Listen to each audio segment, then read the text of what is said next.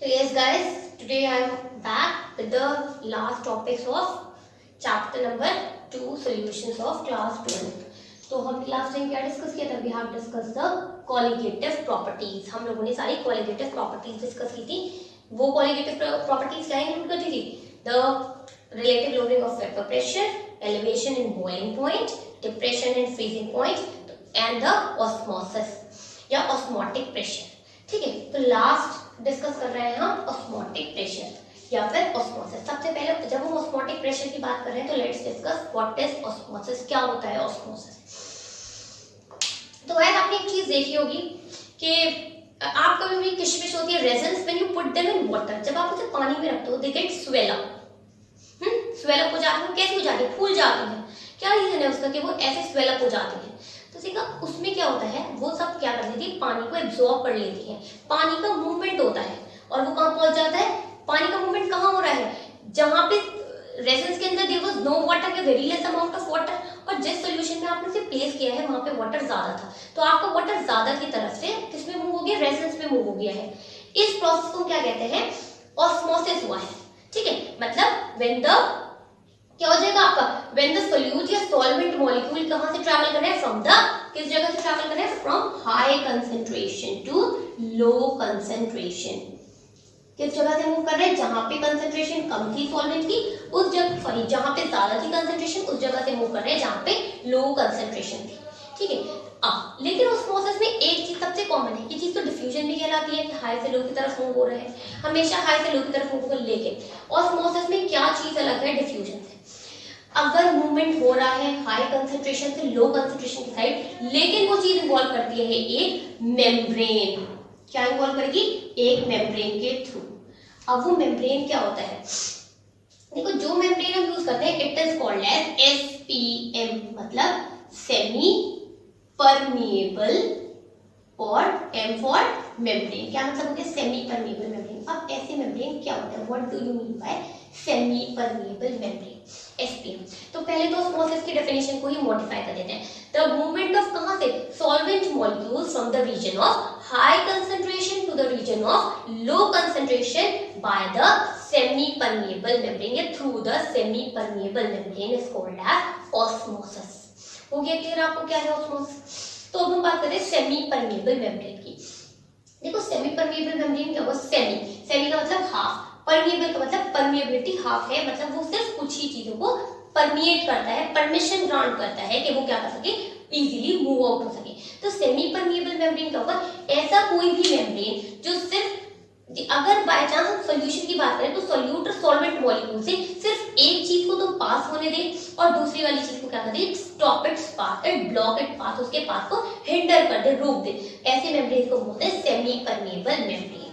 ठीक है, तो those membranes which allow, which selectively allow only to pass some of the solvent molecules, that is called as semi permeable membrane। अब semi permeable membrane आपको कुछ भी हो सकता है, इट कैन बी आर्टिफिशियल भी हो सकता है और सिंथेटिक भी, सॉरी और नेचुरल भी हो सकता है। अगर हम बात करते हैं नेचुरल की, तो नेचुरल जो आपके मेम्ब्रेन्स है वो क्या इन्वॉल्व करते हैं? पिग ब्लैडर, या फिर हो सकता है पार्चमेंट मेम्ब्रेन होता है, it involve these type of membranes. और अगर हम सिंथेटिक की बात कर सकते हैं तो सिंथेटिक में आपका आता है सेलोफेन मेम्ब्रेन। कौन सा मेम्ब्रेन यूज करूंगा? Cellophane membrane. और नेचुरल में मैंने आपको क्या बताया? Pig's bladder you are using. ठीक है, ये दोनों सेमी परमिएबल मेम्ब्रेन हो रहे हैं।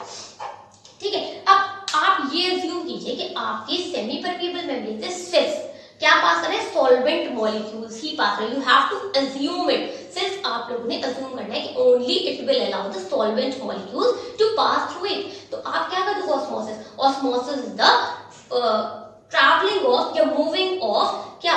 solvent molecules from a region of higher concentration to the region of lower concentration by the involvement of or by the use of semi permeable membrane।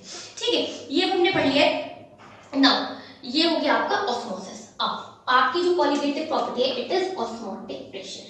हमें क्या किसकी बात करनी है? ऑस्मोटिक प्रेशर की। कॉज इससे पहले जरूरी था व्हाट इज ऑस्मोसिस, तो इसलिए हमने ऑस्मोसिस डिस्कस किया। तो ऑस्मोटिक प्रेशर क्या है? ऑस्मोटिक प्रेशर को हम क्या डिफाइन करते हैं?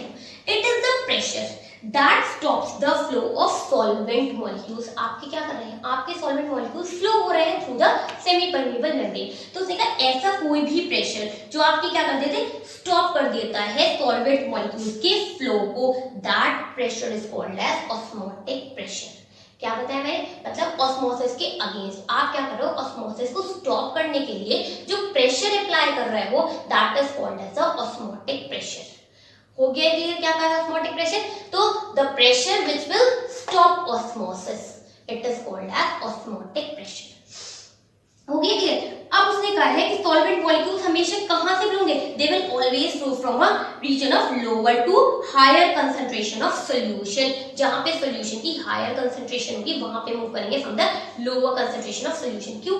एक जगह हमने सॉल्वेंट मॉलिक्यूल्स की बात की, you have to remember we are talking about solvent molecules. अब ऑस्मोटिक प्रेशर जो है वो आपका किस पे डिपेंड करता है, it depends on the concentration of solution, कि कहां पे कंसंट्रेशन सॉल्यूशन की ज्यादा है। जहां पे कंसंट्रेशन सॉल्यूशन की ज्यादा होगी और जहां पे कंसंट्रेशन कम होगी तो आपके मॉलिक्यूल्स कहां मूव होंगे, लोअर कंसंट्रेशन सॉल्यूशन की लोअर कंसंट्रेशन से। इसका मतलब वहां पे सॉल्वेंट मॉलिक्यूल ज्यादा है to the higher concentration of solution. ठीक है, तो आप और ऑस्मोटिक प्रेशर को क्या कह सकते हो, you can also define it as that it is the excess pressure या the extra pressure which is applied to the solution to prevent osmosis. Osmosis को रोकने के लिए, प्रिवेंट करने के लिए, स्टॉप करने के लिए जो एक्स्ट्रा प्रेशर आप अप्लाई करते हो, that is called as the osmotic pressure. या कह सकते हो आप you are applying the pressure to stop the passage of solvent molecules। क्या स्टॉप कर रहे हैं आप, सॉल्वेंट मॉलिक्यूल्स का पैसेज स्टॉप कर रहे हैं through the semi permeable membrane. ठीक है, अब मैंने क्या कहा था कि ऑस्मोटिक प्रेशर आपकी क्या है, it is a colligative property. तो osmotic pressure when we are saying that it is a colligative property, क्यों है वो कोलिगेटिव प्रॉपर्टी, इट मींस वो क्या करें, it is definitely depending on the number of solute molecules and not on their identity. जब भी हम बात करते हैं किसी कोलिगेटिव प्रॉपर्टी की, इसका मतलब वो किस पे डिपेंड करेंगे, नंबर ऑफ सोल्यूट पार्टिकल्स पे। तो इसका मतलब जब ऑस्मोटिक प्रेशर को मैं ये कह रही हूँ कि it is a colligative property, it means वो किस पे डिपेंड करेगी, it is depending on the number of solute particles. ठीक है, हम डिस्कस कर रहे थे osmotic pressure for dilute solutions में। तो हमने क्या किया, ये चीज कैलकुलेट हुई कि एक्सपेरिमेंटली, या कह सकते हैं एक्सपेरिमेंटली ये चीज आइडेंटिफाई हुई दैट ऑस्मोटिक प्रेशर, जिसे हम क्या कहते हैं, पाई से डिनोट करते हैं, it is directly proportional to the concentration at a particular temperature, where concentration या इसे कह सकते हो आप मोलैरिटी। आपकी फर्दर पहले जो दोनों क्वांटिटीज थी वो किस पे डिपेंड कर रही थी, दे वर डिपेंडिंग ऑन मोलैरिटी। तो ऑस्मोटिक प्रेशर लेकिन किस पे डिपेंड करता है, मोलैरिटी पे एट अ पर्टिकुलर टेम्परेचर। तो आप क्या कह सकते हो, हम अगर इस फॉर्मूले को लिखेंगे, it is equal to CRT, where C is concentration, T is the temperature and R is the universal gas constant। अब आपको पता है आप मोलैरिटी को कैसे डिफाइन करते हो, it is defined as number of moles of solute dissolved in volume of solution in liters। तो number of moles into volume, तो pi you can also calculate this way। ठीक है, ये हो गया आपका ऑस्मोटिक प्रेशर का फॉर्मूला। नेक्स्ट, अगर आपको कैलकुलेट करना होता है मॉलिक्यूलर मास इसी पर्टिकुलर फॉर्मूले से, तो आप क्या करोगे, you know number of moles is equals to given mass upon molecular mass. तो pi v is equal to given mass upon molecular mass multiply by R into T। So M will come out to be, M will be equal to M upon pi multiplied by V into R and into T। You can calculate molecular mass by this formula। ठीक है, अब हम बात करते हैं further कि आपके पास जो ऑस्मोटिक प्रेशर है, इट इज एडवांटेजेस, वो ज्यादा एडवांटेजेस है as compare to the other colligative properties. तो ऐसा क्या है इसमें कि हम मॉलिक्यूलर मास ऑफ सोल्यूट्स इससे कैलकुलेट कर सकते हैं। तो अगर हमें कोई भी सोल्यूट्स का मास निकालना है तो हम क्या यूज करेंगे, वी यूज दिस मेथड। तो व्हाट इज द, या फिर आप कह सकते हो आप जो आपके मैक्रो मॉलिक्यूल्स होते हैं जैसे प्रोटीन्स हो गए हैं या जो भी पॉलीमर्स होते हैं, आप उनकी मॉलिक्यूलर मासेस अगर कैलकुलेट करते हो, you calculated by this formula. ठीक है, नाउ अब उसने कहा उसकी एडवांटेजेस क्या है ऐसा जो हम यही फॉर्मूला यूज करते हैं। तो उसने कहा सबसे फर्स्ट चीज तो ये है कि हम क्या यूज करते हैं, इसके अंदर मोलैरिटी यूज करते हैं और ना कि molarity. We are using molarity. क्या यूज कर रहे हैं, मोलैरिटी और नॉट मोलैलिटी। नेक्स्ट आपके पास ये हो गया है कि as compare to other colligative properties, इसका मैग्नीट्यूड क्या है, it has large magnitude as compare to other. आप इसको क्या करते हो, for even a very dilute solutions के लिए आप क्या कर सकते हो, you can calculate the molecular mass. हम कैसे कर सकते हैं, क्योंकि अगर हमारे पास सॉल्यूशन बहुत ज्यादा डाइल्यूट होगा तब भी हम क्या कर देंगे, वी विल यूज इट। ठीक है, अब it is used in determination of molar mass of solutes, particularly of the biomolecules. क्यों बायोमोलिक्यूल्स के लिए क्यों यूज करें, because they are not stable at higher temperature and polymers have poor solubility. क्या बताया मैंने कि बायोमोलिक्यूल्स आपके हायर टेम्परेचर पे स्टेबल नहीं होते और पॉलीमर्स की क्या होती है, they have poor solubility, so we will use the osmotic pressure method for calculating their molar masses. अब बात करते हैं types of solutions on the basis of osmotic pressure. ठीक है, now we are discussing about the types of solution, किसके basis पे, osmotic pressure की। देखो, अगर आपके पास आइसो का मीनिंग क्या होता है, आइसो मींस सेम। तो अगर हमारे पास दो सॉल्यूशंस है, दोनों का pressure, osmotic pressure just same है, equal, then these are called as isotonic solution. It means pi1 must be equal to pi2 for different solutions।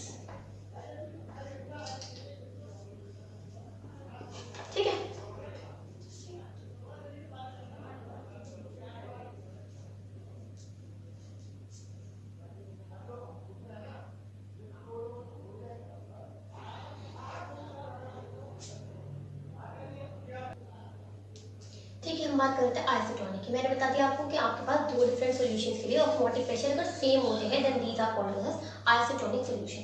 अगर आप ऐसे सॉल्यूशन को एक सेमी परमिएबल मेम्ब्रेन के थ्रू आप उन्हें क्या करते हो, कनेक्ट भी करते हो, तो क्या ऑस्मोसिस होगा या नहीं होगा, नहीं होगा। क्यों नहीं होगा, बिकॉज दीज आर आइसोटोनिक, मतलब उन दोनों की सेम कंसंट्रेशन है। तो जब दोनों की कंसंट्रेशन लोअर और हायर कोई कंसंट्रेशन डिफरेंस नहीं है, तो it means there will be no flow, osmosis will not अकर,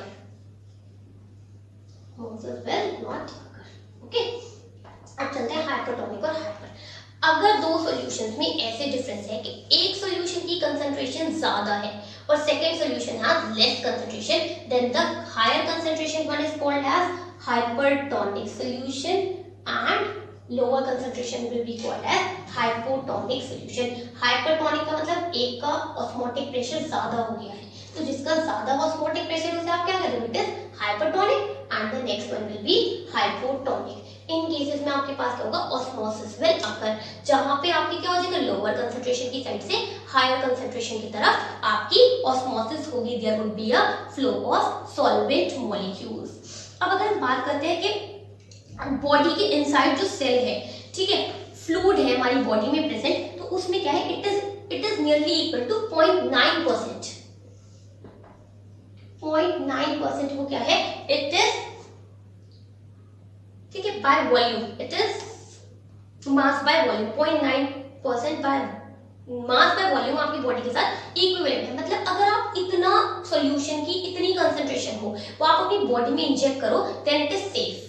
ठीक है, तो आपको क्या करना है, it is mass by volume percent, which is safe for our body if you inject it intravenously। मतलब आप क्या करते हो, इंजेक्शंस के थ्रू इसे बॉडी में पास कर रहे हो। लेकिन अगर आपके पास इससे कम कंसंट्रेशन होगा या इससे कंसंट्रेशन ज्यादा होगा, ग्रेटर देन और less than 0.9%, it is dangerous for the body. अगर आपके पास ज्यादा हो जाएगी 0.9% से, तो आपके पास क्या हो जाएगा, then the water will flow out of the cell. आपके पास अगर कंसंट्रेशन ज्यादा हो जाएगी तो बॉडी से जितना वाटर है it will flow out and cells will shrink. आप आरबीसी को अगर इस सॉल्यूशन में रखो तो they will, sorry, greater than this concentration they will shrink, और अगर आप इससे लेसर में रखोगे तो the cells will swell up. क्या हो जाएगा, अब वो पानी को एब्जॉर्ब कर लेंगे तो वो स्वेल अप हो जाएंगे, and otherwise they will shrink. अब स्टार्टिंग में हमने जो एनसीईआरटी में कुछ फिनोमेनन गिवन है, वो ये कहते हैं कि जो रॉ मैंगोज है, व्हाई दे लूज वाटर या व्हाई दे श्रिवल इनटू पिकल। वो पिकल्स में कैसे श्रिवल हो जाते हैं, जब आप उन्हें क्या रखते हो, you just pour a little salt, जब आप उसे सलाइन सॉल्यूशन में रखते हो तो व्हाई दे श्रिवल, तो क्या हो जाएगा आपके पास, it means that particular solution is hypertonic, अगर हाइपरटोनिक है क्या हो जाएगा, it will lose the water. A raw mangoes when placed in a concentrated salt solution, they will lose water via the process of osmosis, and they would shrink या they will shrivel into pickle. Similarly क्या हो जाएगा, आपके पास आपके wilted flowers हैं, जो मुरझाए हुए फूल हैं, वो कैसे हो गए, you want them to blossom again, तो आप क्या करोगे, just put them in fresh water and you will see that these flowers which were wilted, they will revive, मतलब वो फिर से क्या हो जाएंगे, they will bloom. Next, a carrot has become the limp because क्या हो जाएगा, because of the water loss. अगर आप उसे क्या करते हो, दोबारा चाहते हो कि it becomes firm again, तो दोबारा से ऐसी हो जाए, तो you should place it into fresh water. तो इसमें क्या हो जाएगा, water will move into them. And अब बात करते हैं, मैं आपको बताई थी RBCs की, कि अगर when placed in water which is containing less than 0.9% mass by volume solution, तो आपके पास क्या हो जाएगा, the blood cells will collapse. किसकी वजह से, क्योंकि उसमें concentration क्या है, 0.9%, तो they will collapse. Why? Due to the loss of water by the process of osmosis. अब आपने एक चीज और देखी होगी कि आप कुछ लोग जो होते हैं ना, वो ज्यादा अमाउंट में सॉल्ट प्रेफर करते हैं, तो उनमें क्या होता है, they get puffiness, puffy swelling हो जाती है उन्हें. तो ऐसे क्या है, क्या हो जाता है इसमें, देखो, the people which take lot of salt या फिर सॉल्टी फूड लेते हैं, तो they will experience the water retention. उनमें क्या हो जाएगा, the water will get retented into the tissue cells, और किसमें, इंटरसेल्युलर स्पेसेस में. कौन सी प्रोसेस की वजह से, ड्यू टू ऑस्मोसिस. अब resulting which will result into उनके पास क्या हो जाएगा, they will get the puffiness or they will get swelling, and that particular condition is called as edema. ठीक है स्टूडेंट्स, हमने डिस्कस किया था एडेमा. एडेमा के बाद नेक्स्ट हमें क्या डिस्कस करना है कि और क्या ऑस्मोटिक प्रेशर या ऑस्मोसिस की और क्या एप्लीकेशन है. देखो, वाटर से जो क्या होता है, सॉइल से जितना भी वाटर रूट्स में ट्रैवल होता है, कहाँ से जा रहा है, सॉइल से रूट्स में, it is by the process of osmosis. Third हम क्या करते हैं, जो हम सॉल्ट और मीट प्रिवेंट करते हैं, जैसे मीट को प्रिवेंट करते हैं, तो हमसे क्या करते हैं, हम generally put salt on it, हम लोग उस पे सॉल्ट लगा देते हैं, this is called as salting of meat. और हम क्या करते थे, या फिर शुगर पे हम क्या ऐड कर देते हैं, sugar is added on fruits, salting of meat and sugar पे क्या ऐड कर रहे हैं, सॉरी शुगर किस पे ऐड कर रहे हैं हम लोग, फ्रूट्स पे. तो उसने कहा ये चीज क्या करती है, it prevent them against the bacterial action. क्यों, जैसे जैसे ऑस्मोसिस होगा तो बैक्टीरिया क्या करेगा, on salted meat it will lose the water. या फिर एक तो क्या होगा, आपके कैंडिड फ्रूट्स पे जिन पे आपने शुगर अप्लाई किया हुआ है वो या फिर जिस मीट पे आपने क्या करेगा, सॉल्ट अप्लाई करेगा, तो the bacteria it will lose the water, it will shrivel, it will क्या कहते हैं, श्रिंक हो जाएगा और फाइनली इट विल डाई. ठीक है, अब नेक्स्ट हो गया है आपके पास, नेक्स्ट प्रोसेस है रिवर्स ऑस्मोसिस. क्या पढ़ रहे हैं, रिवर्स ऑस्मोसिस. क्या होता है reverse osmosis, as the name suggest, osmosis को रिवर्स कर रहे हैं. ठीक है, इसमें आपके पास क्या होगा कि अगर हमें क्या करना है, ऑस्मोसिस के डायरेक्शन को उल्टा करना है. मतलब अभी तो हमारा कहाँ से ट्रैवल हो रहा है, हायर से लोअर की साइड ट्रैवल कर रहा है. अगर हम चाहते हैं कि लोअर से हायर की साइड ट्रैवल हो, या फिर हम चाहते हैं कि ऑस्मोसिस का डायरेक्शन क्या हो जाए, आपका रिवर्स हो जाए, so what we have to do, we will apply the pressure which is larger than the osmotic pressure. मैंने क्या कहा है, यू विल अप्लाई प्रेशर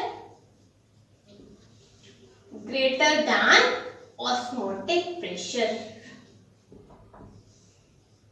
किसके लिए, ताकि आपके पास कौन सी प्रोसेस हो जाए, रिवर्स ऑस्मोसिस. रिवर्स ऑस्मोसिस के लिए क्या होगा, the direction of osmosis can be reverse by applying the increase pressure या फिर pressure which is higher than the osmotic pressure. किस साइड अप्लाई होगा, ऑन द सॉल्यूशन साइड. इसकी वजह से क्या होगा, now the solvent will flow out of solution. अब आपका सॉल्वेंट मॉलिक्यूल क्या होगा, पहले वो सॉल्यूशन की तरफ एंटर कर रहा था, अब वो सॉल्यूशन से बाहर निकलने लगेगा, it will enter out of the solution by the help of semi permeable membrane. ठीक है, ये वाली प्रोसेस आपकी क्या कहलाएगी, रिवर्स ऑस्मोसिस. या आप किसमें यूज करते हो, use this process in desalination of water. Minerals को रिमूव करने में या सॉल्ट को रिमूव करने में, कहां से, सी वाटर के, उसमें आप यूज करते हो रिवर्स ऑस्मोसिस. आप क्या करते थे, ज्यादा प्रेशर अप्लाई कर देते हो ताकि आपका डायरेक्शन क्या हो जाए, इट विल बी रिवर्स्ड. ठीक है, अब उसने कहा है जब आप रिवर्स ऑस्मोसिस में या फिर डीसैलिनेशन में हम क्या when the pressure which is more than osmotic pressure उसे अप्लाई करते हैं तो pure water it is squeezed out of the sea, वो क्या निकल जाएगा, वो बाहर आ जाता है सी से थ्रू द मेम्ब्रेन।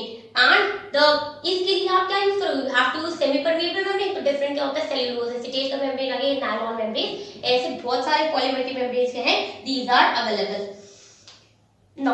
लेकिन अब आपको और ध्यान रखना है कि प्रेशर अप्लाई करें तो it means the pressure must be very high for reverse osmosis. और हम क्या, मैंने क्या बताया आपको, the membrane which will be used is cellulose acetate. किसका मेम्ब्रेन यूज कर रहे हो, सेल्यूलोज एसीटेट, ठीक है। It is the semi permeable membrane which is used in desalination of water. और अब वो किसको क्या है, it is permeable to water, ये वाटर के तो permeable, it means it will allow water to pass, but it is impermeable to the impurities and the ions which are present in sea water। तो जब हम cellulose acetate रखेंगे और सी water को pass on करेंगे तो आपका वाटर तो पास ऑन हो जाएगा, लेकिन जितने आयंस हैं या फिर जितनी इंप्योरिटीज है वो क्या रह जाएंगी, they will remain suspended back, वो पीछे की साइड रह जाएंगी। तो इसलिए क्या हो जाएगा, and thus you will get pure water, ठीक है, विदाउट आयन, या कह सकते हो मिनरलाइज्ड वाटर। नेक्स्ट टॉपिक है आपका abnormal molar masses. Normal molar मास के जैसे आप कैलकुलेट करते हो, you sum the constituents of which are present in a compound। अगर हम एब्नॉर्मल मॉलिक्यूल की बात करते हैं तो उसने कहा अगर जैसे कुछ कंपाउंड्स आयनिक कंपाउंड्स होते हैं, दे डू डिसोसिएट, जैसे KCl है, अगर मैं उसका एक्वस सॉल्यूशन कंसीडर करती हूँ तो it will dissociate into ion, बन गए उसके 2 मॉलिक्यूल्स। और ऐसे ही अगर हम बात करते हैं बेंजीन की या बात करते हैं एसिटिक एसिड की, तो एसिटिक एसिड क्या करेगा, इट गेट डाइमराइज्ड इन, किस पर डाइमराइज हो जाएगा, इन बेंजीन सॉल्यूशन। जैसे अगर मैं बात करें CH3COOH, it will dimerise, it will dimerise. तो ये क्या हो गया, यहाँ पे तो क्या आपके पास एसोसिएशन, यहाँ हो गया है डिसोसिएशन। अगर बात करते हैं डिसोसिएशन की, तो जो आपका बाद में मास आएगा, डिसोसिएशन के बाद आपका मास क्या हो जाएगा, it will decrease as compare to the original molecular mass. और इन केस ऑफ एसोसिएशन आपके पास क्या हो जाएगा, the molecular mass of the compound will increase compare to the original substrate. तो इन वाले प्रोसेस को क्या कहते हैं, when the molecule undergo dissociation और एसोसिएशन, तो जो उसका मोलर मास होगा, that particular thing is called as abnormal molecular mass, ठीक है। अब बात करते हैं मॉलिक्यूलर मासेस कैसे कैलकुलेट करोगे, इसके केस में क्या हो जाएगा, it will be twice the value, and या फिर क्या हो जाएगा, इसके केस में क्या हो जाएगा, इट विल हाफ टाइम्स। तो ऐसे क्या हो जाएगा, या तो आपका एसोसिएशन हो गया या डिसोसिएशन। तो जैसे जैसे एसोसिएशन या डिसोसिएशन होगा तो आपके पास मॉलिक्यूल्स में क्या हो जाएगा, there would be not the molar mass will not be called as normal but it would be called as abnormal molecular mass। तो 1880 में क्या हुआ था, वेंटॉफ एक थे साइंटिस्ट, उन्होंने एक फैक्टर इंट्रोड्यूस किया था I which is called as van't Hoff factor, ठीक है। to this factor it tells about the extent of dissociation, कोई भी चीज कितना डिसोसिएट हुई है या फिर कितना एसोसिएट हुई है, तो it will tell us the extent of dissociation और किसका बताएगा, एसोसिएशन, ठीक है। अब आप इसकी वैल्यू कैलकुलेट कैसे कर सकते हो, तो I has a particular formula, I is equals to normal molar mass, कितना मास नॉर्मल है, मतलब जो आप ऑब्जर्व करते हो, अपॉन क्या हो जाएगा आपके पास, abnormal molar mass. Abnormal molar mass कब आएगा, जो डिसोसिएशन या फिर एसोसिएशन के बाद होगा। तो I can be calculated as normal molar mass upon abnormal molar mass, या फिर आप इसे कैसे कैलकुलेट कर सकते हो, observed colligative properties, CP's colligative properties upon the calculated colligative properties, ठीक है। फर्स्ट तो आपने निकाले normal molecular mass upon observe molecular mass, या sorry abnormal molecular mass. I can also be calculated as observed colligative properties upon the calculated colligative properties, and number third you can calculate as total particles present before dissociation,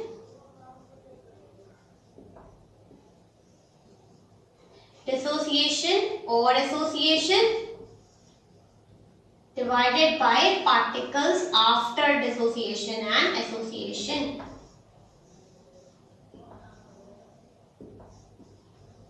ठीक है, ऐसे calculate करोगे आप इन 4 type से आप क्या कर सकते हो, आई की वैल्यू कैलकुलेट कर सकते हो। अब उसने कहा है it is experimentally determined and calculated, क्या कर लोगे आप, एज्यूम कर लोगे। नाउ अगर हमारे पास नॉन वोलेटाइल सोल्यूट होगा जिसमें ना तो एसोसिएशन होगा ना डिसोसिएशन होगा, in case there is no association और dissociation, I will be equal to 1, while अगर कहीं पे भी एसोसिएशन होता है, in case of association I will be less than 1 and ये हो जाएगा आपका no dissociation or association। यहाँ पे क्या हो जाएगा, I is less than 1, that means association हुआ है, and when I is greater than 1 it means there is dissociation। तो I की वैल्यूज ऐसे आप क्या करोगे, कैलकुलेट आउट करोगे and then you will check whether what has happened. अब क्या होता है inclusion, it will modify the equation, जितनी क्वालिटेटिव प्रॉपर्टी की इक्वेशंस आपने पढ़ी है they will be modified. Relative lowering कैसे मॉडिफाई हो जाएगा, P naught minus P upon P naught will be equals to I into X, ठीक है, I इनटू मोल फ्रैक्शन। ऐसे ही आपको क्या हो जाएगा, delta TB will be equals to I into KB into M. Delta TS will be equals to I into KF into M. And osmotic pressure will be modified as I equals to ICRT. Pi equals to ICRT. ऐसे आपकी क्या हो जाएंगी सारी values या qualitative properties they will get modified. Okay. And this is the end of chapter number 1.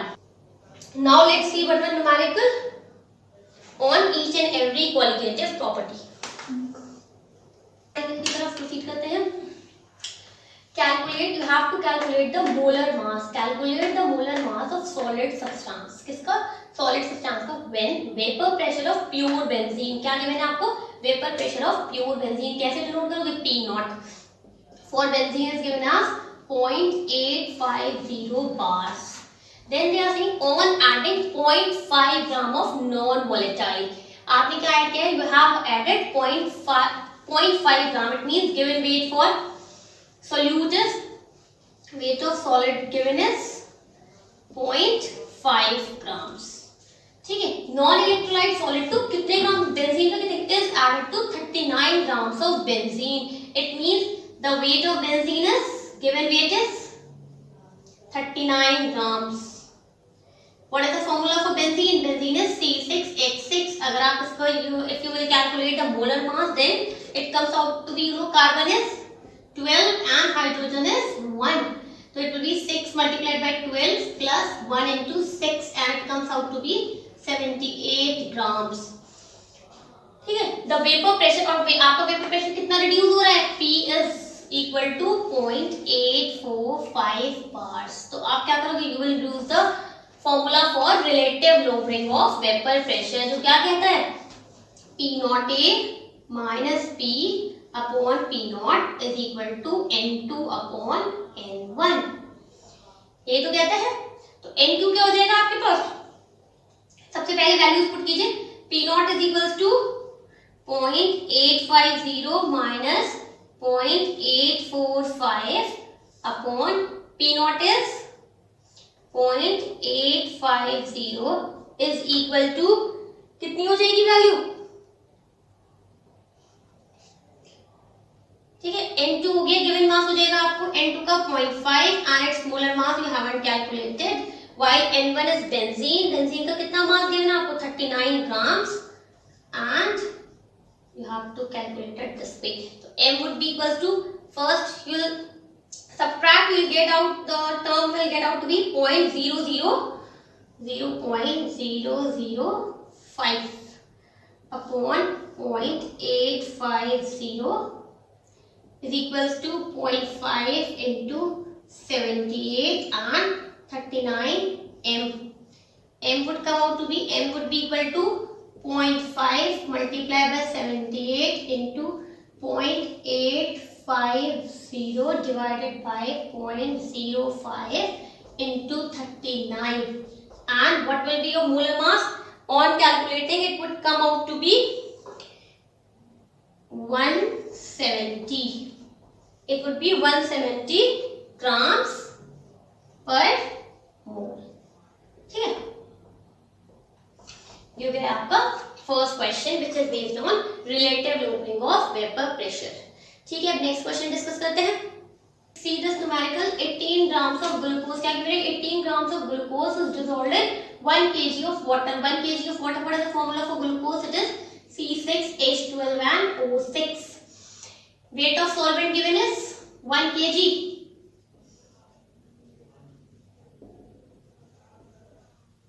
You have to calculate the temperature at which the water will boil at. Your pressure is also given and Kb value is given. So you have to apply the formula delta Tb is equals to Kb multiplied by m, where m is the molality. Kb आपकी कितनी value given है? 0.52 and given mass of glucose is 18 multiplied by, you need not to multiply by 1000 since the weight is already given in kgs, upon what is the molar mass of glucose? 6 multiplied by 12 plus 12 will multiply by 1 plus 6 into 16, and that comes out to be 180 grams. So 180, it's 10, so value comes out to be 0.052. आपके पास क्या है? Delta TB. अब आपको क्या करना है? You have to calculate the boiling point. You know, अगर हम बात करते हैं वाटर की बॉइलिंग की, तो water will boil at 373 Kelvin. 1.15 we will say water boils at this temperature in Kelvin. ठीक है, वाटर का बॉइलिंग पॉइंट आपको गिवन है, तो boiling point of solution will be calculated as boiling point of solution. You know delta TB कैसे calculate किया था? Delta TB equals to that of TB naught minus TB. यही था. तो boiling point would be calculated out 373.15. You need to add it by 0.052 and the value will come out to be, कितनी आ जाएगी value? 373.202 Kelvin. ये आ जाएगी आपकी value. तो आ गया आपके पास temperature. It means the boiling point of the substances 373.202 Kelvin. 1 gram of non-electrolyte solution solute, it is dissolved in 50 grams of benzene, lowers the freezing point by 0.40 Kelvin. ये क्या है आपके पास? lowers the freezing point. It means it is delta TF. कितना lower down हो गया? 0.40 Kelvin. ठीक है, आपको KF की वैल्यू क्या गिवन है? KF is equals to 5.12 Kelvin kg per mole.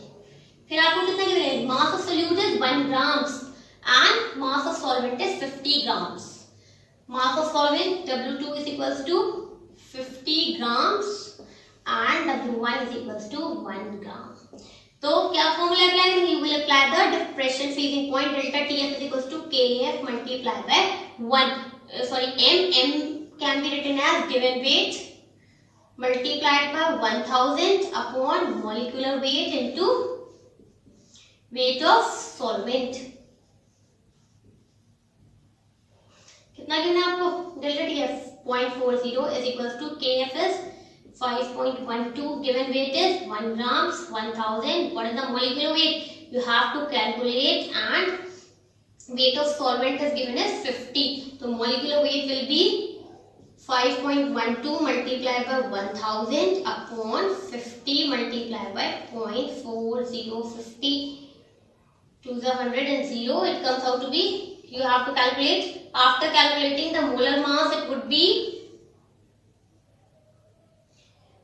256 grams per mole. क्या हो जाएगा? 256 grams per mole. हो गया कि नहीं? यहाँ तक कैसे कैलकुलेट करके मोलर मास? आपका आपका लास्ट टॉपिक पे न्यूमेरिकल है विच इज ऑस्मोटिक प्रेशर। तो क्या क्वेश्चन गिवन है 1.26 grams of protein has 0.200 litres volume. कितनी वॉल्यूम गिवन है आपको 0.200 liters. You have to calculate the molar mass of protein if osmotic pressure means pi is given as 2.57 multiplied by 10 raised to the power minus 3 bars and temperature is 300 Kelvin. So what is the formula? Pi is equals to number of moles dissolved in volume R and T. Pi is given 2.57 into 10 raised to the power minus 3. Number of moles, how do you calculate? Given mass of protein upon the molecular mass multiplied by volume is 0.2 and R is 8.314 and temperature is 300 Kelvin. So M would come out to be 1.26 multiplied by 8.314 multiplied by 300 divided by 0.2 into 2.57 multiplied by 10 raised to the power minus 3 and your value will come out to be, it would be 61 grams per mole it would be. Hope so it's clear. ठीक है, यहाँ आपका chapter and हो गया है. Then we'll discuss next chapter in next lecture. हाँ जी, कोई भी अगर आपको क्वेरी हो तो you can ask in the comment section or please do like and subscribe our channel.